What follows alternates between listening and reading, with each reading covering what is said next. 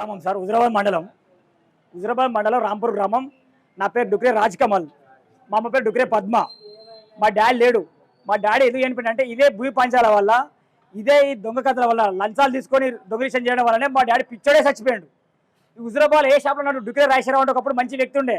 ఎందుకు పిచ్చిలేసి ఎందుకు చచ్చిపోయినరా అంటే అధికారులు అనేటోళ్ళు డబ్బుడు గమ్ముడు పోయి దొంగ రిజిస్ట్రేషన్లు చేసి కష్టపడి సంపాదించుకున్న ఆస్తులను మాకు కాకుండా చేసిరనే ఉద్దేశం కొద్ది మా పిచ్చిలేసి చచ్చిపోయాడు. వారు రాంపూర్కి వచ్చి ఎంక్వైరీ అయ్యి రాజశేఖర టచ్మెంట్ చెప్తాడు. ఇవాళ ఎంఆర్ ఆఫీస్ అయినా మేము అమ్మ మేము దొంగ రిజిస్ట్రేషన్లు ఏ గురి సార్, పలానా భూములు కోట్లలో చేస్తాయి మా రాంపూర్ సంబంధించిన భూములు, హుజరాబాద్ శివాలది దొంగ రిజిస్ట్రేషన్లు ఏ గురి మీ కాలు మొత్తం బాంచాలని చెప్పి చెప్తింటారని చెప్పి మేము లాయర్ల నుంచి నోటీసులు ఇచ్చినాం. దొంగ రిజిస్ట్రేషన్లు ఏ గురి ఎలాంటి వాళ్ళకు బడాబాబులకు లంచం ఇష్టలకు దొంగ రిజిస్ట్రేషన్లు ఏ కానీ మేము లాయర్ నోటీసులు ఇచ్చినాం. కోర్టులో కేసు వేసినాం. ఒరిజినల్ పట్టదారు పాస్బుక్ నా దగ్గర ఉన్నది.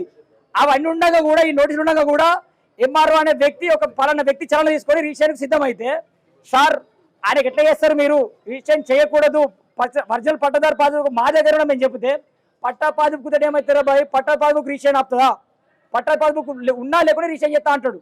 ఈయన తినడని చెప్పి ఆర్డీఓ గారికి ఫోన్ చేసిన పొద్దున మీ కాలేజ్ చూపెడతా. ఆర్డీఓ గారికి ఫోన్ చేసి మేడం మీ ఎంఆర్ఓ గారు ఒరిజినల్ పట్టా పాస్బుక్ లేకుండా కూడా రిజిస్ట్రేషన్ చేస్తా అంటాడు. ఇది ఎంతవరకు ఉన్నాయా మేడం, అది ఎట్లా చేస్తాడు, మేము లీగల్ నోటీసులు పని చేయా, మా లాయర్స్ లీగల్ నోటీసులు పని చేయి, కోర్టుల కేసు పని చేయదా, ఆ ఒరిజినల్స్ పని చేయా, ఇవన్నీ పని చేయకపోతే మరి ఆయనకి రిజిస్ట్రేషన్కి ఏం పని చేస్తుంది అంటే, జక్కే నరేందర్ హుజరాబాద్ ఎంఆర్ఓ జక్కే నరేందర్కి ఏం పని చేస్తుంది అంటే ఏ ప్రూఫ్స్ పని చేయట, ఓన్లీ డబ్బులే పని చేస్తాయట. ఆయన డబ్బులు కావాలి, ఆయనకు 10 లక్షలు కావాలి. 10 లక్షలు వాడు ఇస్తాడు, వాడు ఎత్తాడా ఏ ప్రూఫ్స్ లేకున్నా కూడా, నువ్వు ఒక 15 లక్షలు నీకు ఎత్తా, ఇంకోటి 20 లక్షలు ఇస్తాడు వాడికి ఎత్తా. ఏంటి మరి మా రక్తం అమ్ముకొని అన్నా, మా కిడ్నీలు అమ్ముకొని అన్నా, లేకపోతే రిజిస్ట్రేషన్ కోసం ఉన్నపోయిన కాలగాలి పెట్టన్నా. మేము పోయి ఇవాళ వాడు రిజిస్ట్రేషన్ కస్తా అంటే చేయకని చెప్పి మేము ఆడియో చెప్తే ఆడియో ఏమంటది, నువ్వు అక్కడనే చూసుకోమంటది. మరి మీరెందుకు కూడా మేడం, మీరు చెప్పాలనే అన్న చెప్తా అన్నది. చెప్తాడే చెప్పినా మేడం ఆయనకి ఇచ్చే 10 లక్షల మీకైనా 5 లక్షలు ఇస్తా అన్నా, మీకైనా 7 లక్షలు ఇస్తా అన్నా, మీకేంత ముట్టే మేడం, మరి మీరు ఎందుకు చిరణం లేదు, మీరు ఎందుకు రియాక్ట్ అవుతున్నారని అంటే మాట్లాడుతా అంటే మాట్లాడేది. ఇదంతా కథ బాగలే అని చెప్పి నేను మా కలెక్టర్ సిసి గారు ఉంటారు రాకేష్ సార్ అని, రాకేష్ సార్కి ఫోన్ చేసిన నేను, sir Huzurabad MRO and Huzurabad RTO ఒక దందా చేస్తున్నారు సార్, ఇక్కడ పైసలు తీసుకొని 10 లక్షలు 15 లక్షలు 20 లక్షలు తీసుకొని పట్టా పాస్బుక్ లేకున్నా, ఆధార్ కార్డు పాన్ కార్డు లేకున్నా, ఆ పట్టా పాస్బుక్ బ్యాంకులో కొనబడ్డా వేరే వ్యక్తుల దగ్గర కొనబడ్డా కూడా సంబంధం లేకుండా పైసలు బట్టి రిజిస్ట్రేషన్ చేద్దామని ఫిక్స్ అయ్యారు సార్. పాస్బుక్ లేకుండా రిజిస్ట్రేషన్ చేస్తారు సార్, దాన్ని మీరు అడ్డుకోవాలి సార్ అని నేను అన్న. అంటే నేను ఆర్టీఓ గారు కాల్ చేస్తా అన్నాడు. కాల్ చేస్తాన తర్వాత ఇక్కడ నేను మళ్ళీ లోకల్ ఈ హుజరాబాద్ ఎంఆర్ఓ ఆఫీస్ లా ఎంఆర్ఓ తర్వాత ఎంఆర్ఓ ఉంటాడు ఒకళ్ళు తెలుసా మీకు, ఎంఆర్ఓ భాస్కర్ ఎంఆర్ఓ ఆయన ఫోన్ చేసిన నేను, ఫోన్ చేసి ఏమన్నా ఎంప్లాయ్ భాస్కర్ ఎంఆర్ఓ కంటే ఎంఆర్ఓ కంటే పెద్ద ఎంఆర్ఓ ఆయన పర్మనెంట్ గా ఆయన ఎవరు తీసేయరు. ముఖ్యమంత్రి ఇన్వాల్వ్ అయినా కూడా ముఖ్యమంత్రి కూడా తలుచుకున్నా తీసేయలేడు భాస్కర్ ను, ముఖ్యమంత్రి తలుచుకున్నా భాస్కర్ తీసేయలేడు. ఆయన ఫోన్ చేసిన భాస్కర్ సార్ మీ ఎంఆర్ఓ ఇట్లా చేస్తున్నారు, మీరు డబ్బులు తీసుకొని రిజిస్ట్రేషన్ పాల్పడితే మీ జాబులు పోతాయి అని చెప్పిన.